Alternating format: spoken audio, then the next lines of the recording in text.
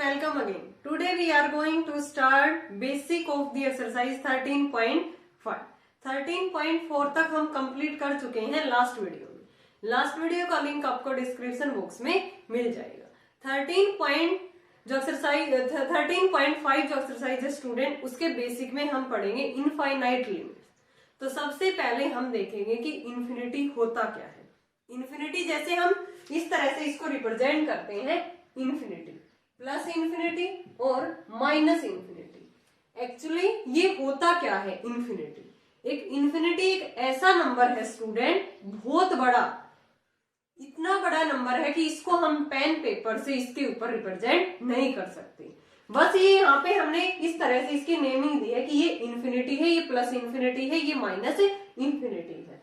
तो यहाँ पे कंसेप्ट ऑफ इन्फिनिटी में क्या कहता है, देखो डेफिनेशन में, इफ ए सिंबल, ये ओनली सिंबल है, नॉट ए क्वांटिटी, ये क्वांटिटी नहीं है, but a variable which increases all times with the passage of time, कि ये एक सिंबल है, ओनली क्वांटिटी नहीं है जिसको हम रिप्रेजेंट कर सके। एक ऐसा बहुत बड़ा नंबर जिसको हम ब्लैक बोर्ड पेन पेपर पर रिप्रेजेंट नहीं कर सकते।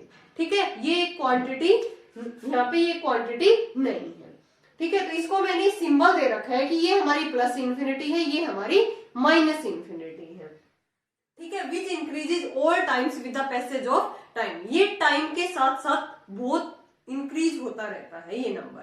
ठीक है, तो अब हम देखते हैं, इसको अलग कंसेप्ट से समझने की कोशिश करते हैं। स्टूडेंट मैंने लिखा 1/1, किसके इक्वल आएगा? 1 के इक्वल आएगा। 1/1/2 किसके इक्वल आएगा? 2 के। 1/1/10 10 के इक्वल आएगा। 1/1/1000 1000 के इक्वल आएगा। मैंने लिख दिया 1/1/10 की पावर 8, तो ये किसके इक्वल आएगा? 10 की पावर 8 के। तो एक बात यहाँ से ध्यान से देखो स्टूडेंट, मैंने न्यूमरेटर को यहाँ पे सेम रखा है, न्यूमरेटर हमारा चेंज नहीं हुआ है, डिनोमिनेटर को मैंने चेंज किया है कि 1/1 रखने पे ये वैल्यू 1 आ रही है, 1/1/2 रखने पे 2 आ रही है, 1/1/10 रखने पे 10 आ रही है। तो यहाँ से हमने देखा कि इसका जो न्यूमरेटर है वो हमने सेम रखा है। ठीक है, डिनोमिनेटर को हमने चेंज किया है।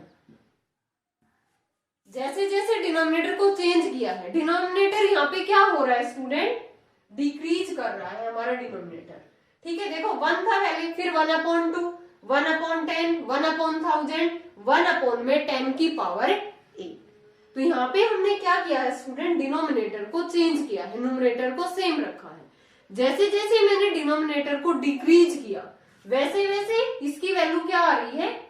हमारे पास एक बड़ी वैल्यू आती जा रही है। जैसे 1/1 था तो 1 आ गई, 1/1/2 था तो 2 आ गई, 1/1/10 था तो 10 आ गई। डिनोमिनेटर 1/10 था लेकिन वैल्यू क्या आ रही है? हमारी 10 आ रही है। डिनोमिनेटर 1/1000 है तो वैल्यू क्या आ रही है? 1000 आ रही है। जैसे जैसे मैं डिनोमिनेटर को डिक्रीज करते जाऊंगी, वैसे वैसे इसकी वैल्यू हमारे पास क्या आती जाएगी? एक बहुत बड़ी वैल्यू आएगी यहाँ से। जैसे मैंने यहाँ पे इसको लिख दिया, डिनोमिनेटर को मैंने इतना छोटा कर दिया, यहाँ पे 10 की पावर 8 है। मान लेती हूँ कि मैंने ये कर दिया 0.0000 एंड सो ऑन। मान लेते हैं कि लगभग 1000 करोड़ मैंने यहाँ पे जीरो पुट कर दी और लास्ट में क्या आया है? 1 आया। तो ये कितना आएगा? ये वैल्यू क्या आएगी हमारे पास? एक इतना बड़ा नंबर आएगा कि जिसको हम यहाँ पे रिप्रेजेंट नहीं कर सकते। ठीक है, तो यही हमारा क्या है? Concept of infinity. यहीं से ये नंबर हमारा क्या कहलाएगा? कंसेप्ट ऑफ इन्फिनिटी, जिसको हम इस सिंबल से रिप्रेजेंट करते हैं। क्यों? यहाँ पे अगर जैसे जैसे मैं डिनोमिनेटर को यहाँ पे डिक्रीज करूंगी, वैसे वैसे ये नंबर हमारा क्या करता जाता है? इंक्रीज करता जाता है। तो लास्ट में ये इतना बड़ा नंबर आएगा कि जिसको हम यहाँ पे रिप्रेजेंट पेन पेपर पे, ब्लैक बोर्ड पे रिप्रेजेंट नहीं कर सकते। तो यही क्या है? हमारा कंसेप्ट ऑफ इन्फिनिटी है। अब देखते हैं हम एक दूसरा कंसेप्ट है, बहुत ही इंपॉर्टेंट है student, calculus very important and interesting topic है। देखते हैं दूसरा एक टॉपिक है, इसी में एक कंसेप्ट है स्टूडेंट कि 1/0 इन्फिनिटी के इक्वल होता है या नहीं होता।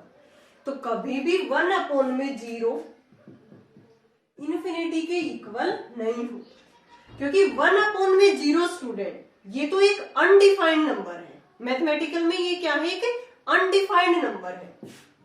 इसको हम क्या लिखेंगे? कि अनडिफाइंड नंबर है, लेकिन यहाँ पे तो हमने इसको एक सिंबल से रिप्रेजेंट कर दिया ना कि इन्फिनिटी, एक ऐसा बड़ा नंबर कि जिसको हम रिप्रेजेंट ही नहीं कर सकते। तो ये एक अनडिफाइंड नंबर इसके इक्वल कैसे हो सकता है? तो हमेशा अगर इन्फिनिटी आएगा तो उसके साथ इक्वल टू साइन नहीं आएगा। हम ये लिख सकते हैं स्टूडेंट यहाँ पे कि 1 में 0 प्लस टेंड्स टू, इसका मीनिंग क्या है? Tends to. इसको हम क्या लिख सकते हैं कि ये टेंड्स टू इन्फिनिटी है। जहां भी हम इन्फिनिटी लिखेंगे तो उसके साथ हमेशा ये सिंबल यूज करेंगे कि ये किसको टेंड कर रहा है? इन्फिनिटी को। इसका क्या मतलब है स्टूडेंट? ये तो 1 में 0 है, किसी के डिनोमिनेटर भी 0 आता है तो उसको हम क्या कहते हैं कि ये नंबर अनडिफाइंड है, इसको हम डिफाइंड ही नहीं कर सकते। यहाँ पे इसकी आउटपुट ही पॉसिबल नहीं है, आउटपुट नॉट पॉसिबल। यहाँ पे इस केस में इसकी आउटपुट ही पॉसिबल नहीं है, इस नंबर को हम डिफाइंड ही नहीं कर सकते, अनडिफाइंड नंबर है, ये कैसे इन्फिनिटी के इक्वल हो सकता है? तो लेकिन मैंने यहाँ पे लिखा स्टूडेंट कि 1 में 0 प्लस, इसका क्या मतलब है? 0 प्लस 0 से थोड़ा सा बड़ा नंबर, यानी कि 0 के आसपास ये नंबर है, तो इसको हम लिख सकते हैं कि ये टेंड किसको करेगा? इन्फिनिटी को। ऐसे ही मैं लिख सकती हूँ 0 से नंबर थोड़ा सा कम, ये भी किसको टेंड करेगा? इन्फिनिटी को। ठीक है, 0 प्लस या 0 माइनस के केस में हम ये लिख सकते हैं कि ये किसको टेंड करेगा? इन्फिनिटी को टेंड करेगा। लेकिन 1 में 0 किसके इक्वल नहीं होता? इन्फिनिटी के इक्वल नहीं होता।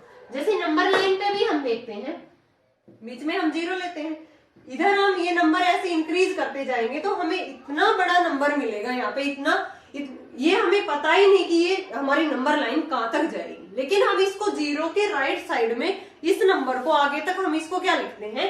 Plus infinity. क्या लिखते हैं इसको? Plus infinity. ठीक है, और इधर इसको लेफ्ट साइड में इस नंबर को हम क्या लिखते हैं? हमें नहीं पता ये नंबर कहां तक जाएगा, नंबर लाइन हमारी कहां तक जाएगी, लेकिन हम इसको रिप्रेजेंट करते हैं माइनस इंफिनिटी से। ठीक है, तो इस केस में अगर ये 0 प्लस है तो इसको हम प्लस इंफिनिटी से रिप्रेजेंट कर सकते हैं, या 0 माइनस है तो इसको हमें माइनस इंफिनिटी से रिप्रेजेंट कर सकते हैं। लेकिन मतलब तो इसका भी इंफिनिटी ही है, प्लस इंफिनिटी का हो या इंफिनिटी का हो। ठीक है, तो इस केस में ये 0 से थोड़ा सा बड़ा नंबर हो या 0 से थोड़ा सा छोटा नंबर हो, तो उस केस में हम लिख सकते हैं कि 1 में 0 पॉजिटिव टेंड्स टू इंफिनिटी, या 1 में 0 नेगेटिव टेंड्स टू इंफिनिटी। ठीक है, क्लियर होगा स्टूडेंट? ये टॉपिक थोड़ा सा इंटरेस्टिंग टॉपिक है ये हमारा, कि किस तरह से 1 में 0 इंफिनिटी के इक्वल नहीं होता। इसको हम डायरेक्ट 1/0 को इंफिनिटी नहीं लिख सकते, हमेशा इंफिनिटी के साथ कौन सा साइन लगाना है आपको? Tends to infinity. तो ये कंसेप्ट था स्टूडेंट कि इंफिनिटी क्या होती है, कि ये एक सिंबल है, नॉट ए क्वांटिटी, एक ऐसा बड़ा नंबर कि जिसको हम रिप्रेजेंट नहीं कर सकते। ठीक है, फिर हमने देखा कि जैसे जैसे डिनोमिनेटर हमारा डिक्रीज कर रहा है वैसे वैसे वैल्यू हमारी इंक्रीज करती जा रही है। ठीक है, लास्ट में हम इसको ये लिख सकते हैं कि ये टेंड्स टू 0 करेगा। मान लेते हैं कि कोई भी एक नंबर है स्टूडेंट, की मैंने लिख दिया x टेंड्स टू इंफिनिटी। इसका क्या मतलब है? कि x assume very larger number. इसका क्या मतलब है? मैंने x किसको टेंड कर दिया? इंफिनिटी को। तो यहाँ पे क्या क्या कह रहा है ये कि x assumes very larger and larger number. ठीक है, तो 1 में x क्या करेगा? x तो वेरी लार्ज वैल्यू ले रहा है, तो 1 में x क्या करेगा? डिक्रीज करता जाएगा। एज्यूम वेरी स्मॉल वैल्यू, किसको एज्यूम करेगा? 1 में x, क्योंकि x वेरी लार्ज नंबर को एज्यूम कर रहा है, तो 1/x क्या करेगा? वेरी स्मॉल नंबर को। इस स्मॉल नंबर को हम ये कह सकते हैं कि ये किसको टेंड करेगा? 0 को। अगर x टेंड्स टू हमारी लिमिट में इस तरह से इंफिनिटी है, ठीक है, तो 1 में x ये किसको टेंड करेगा? लिमिट अप्लाई करने पे ये 0 को। तो डायरेक्ट इसकी वैल्यू को हम क्या पुट कर देंगे उस केस में? 0। ठीक है, इस टाइप के क्वेश्चंस मिलेंगे आपको 13.5 exercise from the elements book. उसमें वहां पे लिमिट मिलेगी हमें x टेंड्स टू इंफिनिटी। ठीक है, तो वहां पे हम डायरेक्ट क्वेश्चंस में से x या तो कॉमन निकालेंगे, कैंसिल आउट हो जाएगा, फिर उसके अंदर हम लिमिट अप्लाई करेंगे। तो जहां जहां भी x टेंड्स टू इंफिनिटी था तो 1 में x किसको टेंड करेगा? उस केस में 0 को टेंड करेगा। तो ये कंसेप्ट लगेगा हमारी एक्सरसाइज में। ओके स्टूडेंट, आई होप आपको ये कंसेप्ट क्लियर होगा। वेरी इंटरेस्टिंग टॉपिक था ये हमारा। ठीक है, नेक्स्ट वीडियो में हम करेंगे एक्सरसाइज 13.5। अगर आपको कोई भी इसमें परेशानी आ रही है, कहीं भी आपको किसी भी पॉइंट में, किसी भी स्टेप में आपको दिक्कत आ रही है, तो आप कमेंट सेक्शन में कमेंट करके पूछ सकते हो। Thanks everyone.